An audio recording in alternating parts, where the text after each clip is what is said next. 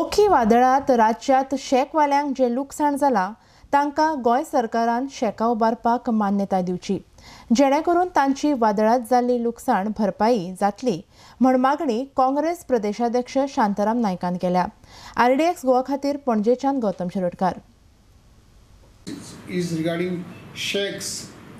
I visited 2 days back the sheikhs in Arambal along with my colleague, the Principal General Secretary Mr. Altin Gomis, PCC members of Penne, PCC member of Mandre and host of other workers.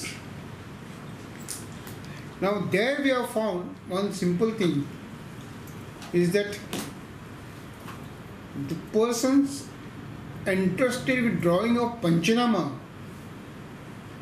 namely Talatis, have not even written the amount of damage which is caused to the sheikh owners. This is the important aspect of the number of damage, amount of damage to be mentioned in the Panchanama. Otherwise, if that Panchanama goes to the government, how the government will assess damage, I don't understand. And therefore, in this connection, I would like also to suggest to government to train the Talatis in drawing the Panchanamas. And let us hope for the better sense of the government that 100% compensation will be given to the sheikh owners whose sheikhs have been destroyed.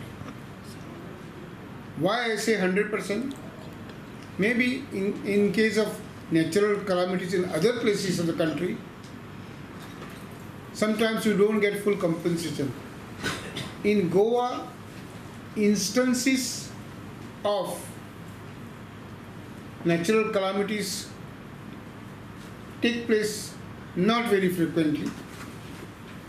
Money remains with the government, and secondly, it is not difficult for the Goa government to combine the amount of available with disaster management authorities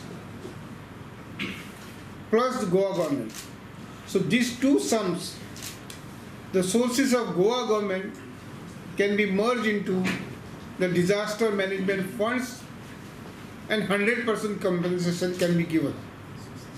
I am making this specially because in other places, perhaps if flood occurs in Bihar, it's difficult to give 100%, or in other parts. But Goa being a small state, incidents takes place, fortunately for us, very minimum, and therefore this aspect the government should take into consideration.